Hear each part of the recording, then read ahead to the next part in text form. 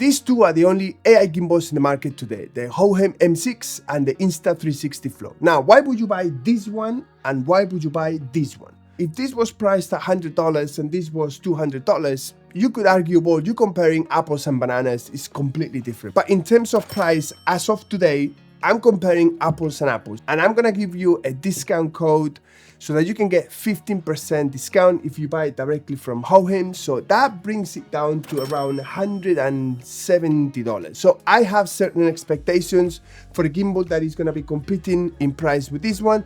Just as if you were to go and buy a car and you buy yourself a Mercedes C-Class, for instance, and then you go and someone offers you a Ford Fiesta for the same or similar price, you're gonna be expecting the Ford Fiesta to give you the same functionality, features, and comfort as a Mercedes C-Class. Now, that's a big ask. And what you also need to understand is that some people may be able to afford 1, 2, 3 gimbals for different situations and environments, but many people, they can only afford one gimbal. And in many countries, the cost of this gimbal is as much money as they make for the whole month. You don't have the consumer rights that you have in Europe and North America. They cannot return it. They cannot get a refund. So when I look at these two gimbals and I look at the price tag, I have certain expectations, and this is what this video is all about. There are some things that these two gimbals do very similar, and there is no need to really spend too much time on. So both gimbals do reverse charging and they do it really well. The M6 has a battery life of around 18 hours. The Flow has it for around 12 hours. That's more than enough for a whole day's filming. And in terms of zooming, neither app is smooth enough to do it through a take. It's just for reframing only. It goes without saying that the M6 blows the Flow out of the water, because I've tested the M6 with the 13 Pro Max, a small rig cage, a telephoto lens and a filter, and it will take it without a hitch. The Flow, on the other hand, I've tried it with a phone, a wide angle lens and a filter, and it can't take it. It just cannot do it.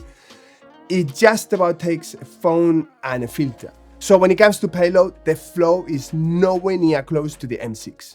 With this gimbal, you have no restrictions of movement at all. You can go up and down, left and right. You can mount it on a monopod and do crane shots. You have no restrictions at all. You can do whatever shot that you want. Anything that comes to mind, you can do it. With this gimbal, that's not the case. This is because of the design of the gimbal itself, with the bracket at the rear of the phone that limits the tilting range. You can compensate for this. You can extend this slightly and angle the gimbal, and if you're doing some type of vlogging, it will compensate a little bit for that lack of tilting range. And if you want to do an up and down shot and you try and do it with the gimbal, it's gonna be really, really difficult. One way that you can do this is by turning the gimbal upside down so it goes into low mode, and then just raise the gimbal in low mode. It's okay, you will get to do the motion, but it's a very unnatural way to do this, and you're gonna have to do many takes to achieve something that you can probably do in a single take with the M6. You can also go sideways and then turn the wrist as you go up, but in my opinion, this is an even more unnatural way to do that movement. Can it be done? Yes. Is it easy? Not really. But if you already own this gimbal, or you know about the limitations and you are okay with it, then this is the way forward. But if you're looking for a gimbal that gives you no restriction of movement whatsoever, this is the way to go. The Flow runs circles around the M6. I mean, the difference, it's so striking that it's kind of embarrassing.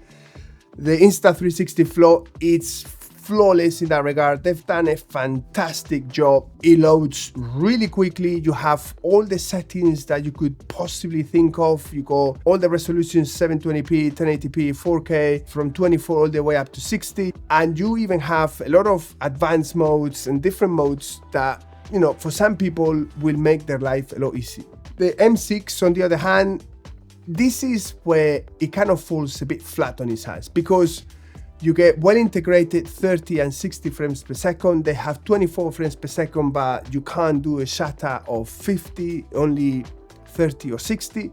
So sticking to the 180-degree rule is pretty much impossible. You don't have 25, you don't have 50. And I think this is a wasted opportunity from Hohem, because nowadays a decent app is, I think, a very strong selling point. And in that regard, the 360 is a much better app. On the flip side, if you use a third-party app, because it's gonna give you always more features and better image quality than whatever default app comes with the gimbal, this gimbal, you can use it with a third-party app. You don't really need to use the Hohem app other than to change a few settings. Whereas with the Flow, you need to use the app to use the gimbal for the most part. And they're gonna be implemented in a future firmware upgrade, 10-bit filming and HDR on their app. And that's gonna make their app even more appealing to use. When it comes to the LCD or OLED screen and the buttons and the layout, the M6 gives you a really nice screen that you can actually see on a bright daylight, which many gimbals out there promise that, but they don't do. The Flow, on the other hand, doesn't have any LCD and it's a very basic layout.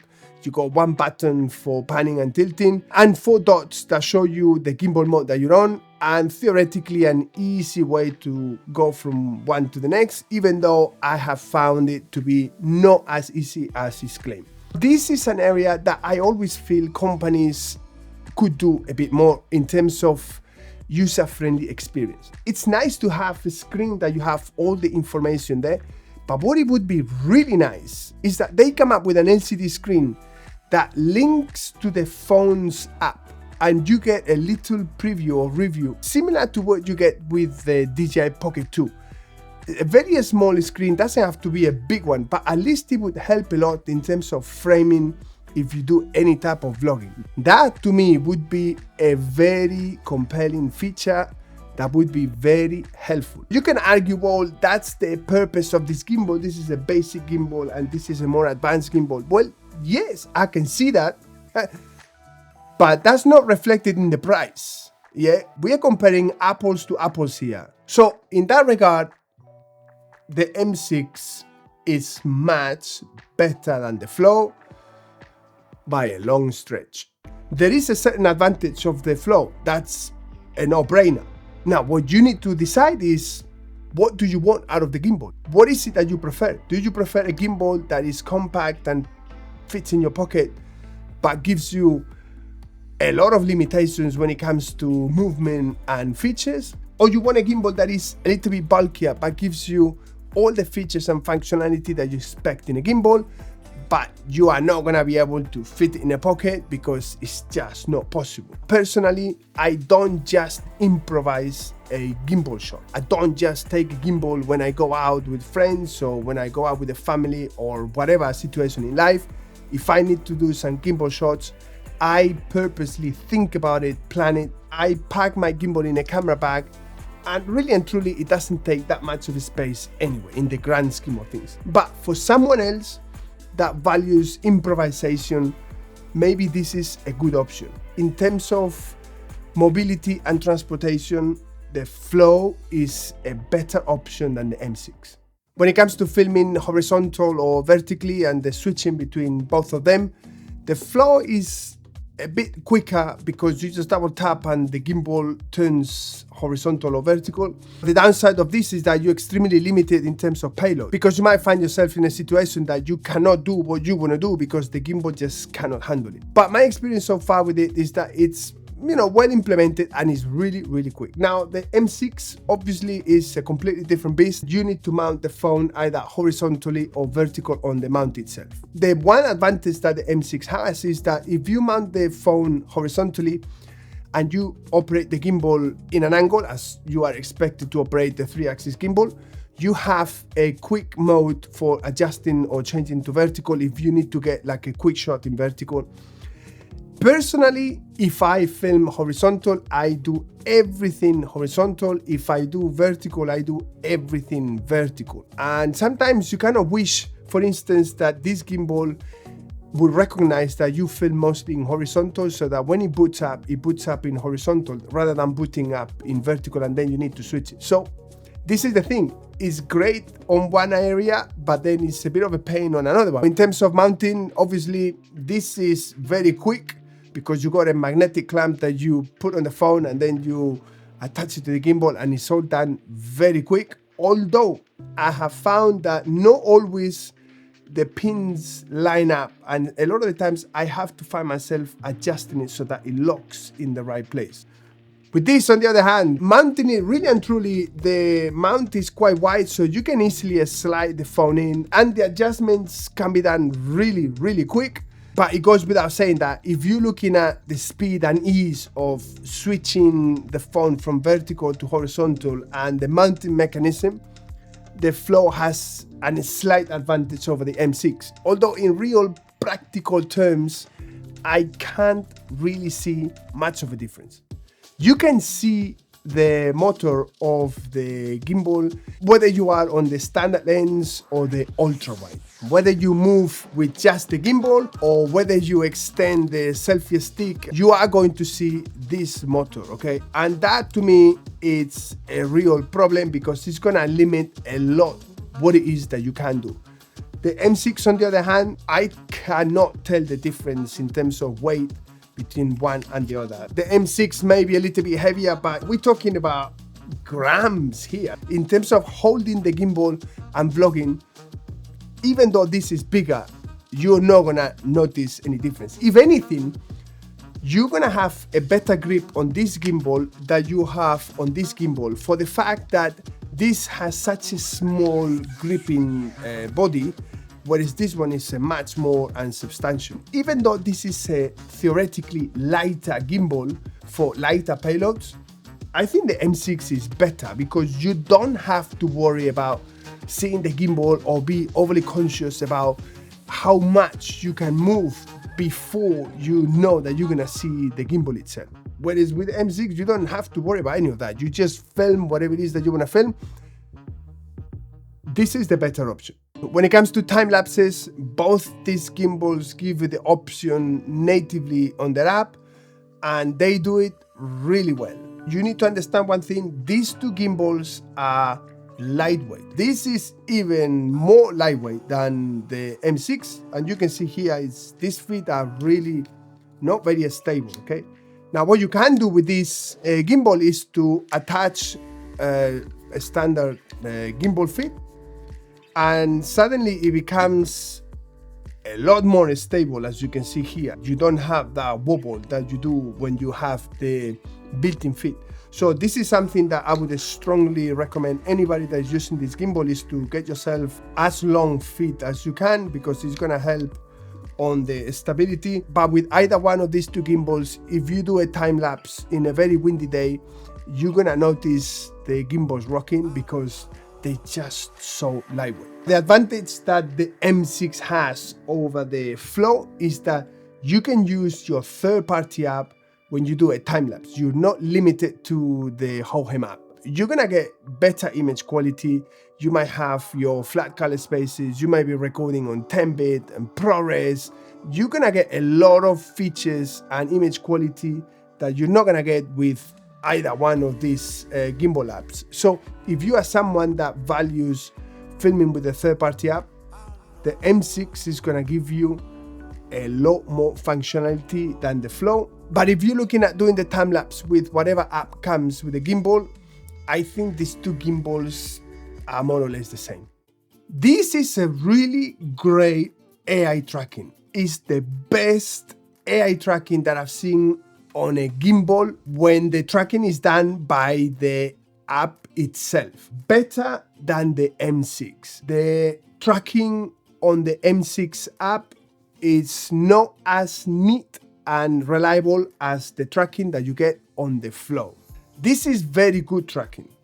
Now, the M6 has this AI sensor that is detachable, which means that you can use it whether you use the front selfie lens or the rear lenses. And what this gives you that this one doesn't is the ability to adjust the headroom. Theoretically, the Flow gives you that ability, and with this little tiny joystick, adjust the tilting. What I have found is that you can only really adjust the tilting going up, not going down. So you are always gonna be in the middle of the frame. whether you go close up, whether you go further back, you are always going to be in the middle of the frame. And a lot of the times that is going to look a bit odd and you're going to have to reframe in post. With this AI sensor, you can tell the gimbal to stop tracking. You can then adjust on the joystick itself the tilting axis.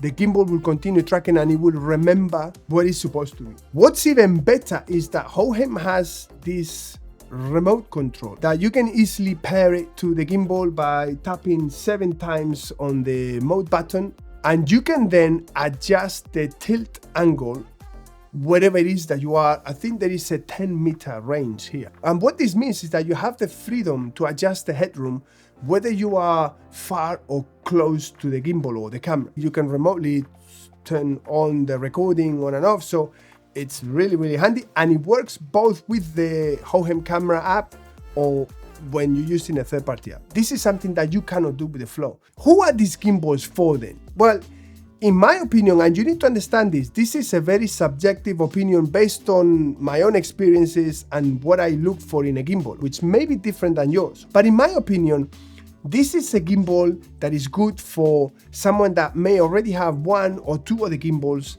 that has experience using gimbals, and he or she knows what to expect from a gimbal and what not to expect from a gimbal. Okay, you make a conscious decision and you prioritize the compact size over features and functionality. Okay, this is not a gimbal for someone starting, because if you are going to learn about using a gimbal, you want to do that from a decent gimbal.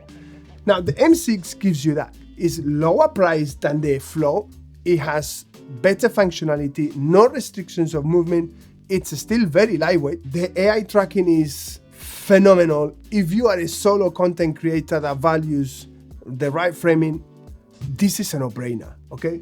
The M6 is the way to go. You don't get the same compact size as the Flow, but when they are unfolded, you can see here, they're both very similar size.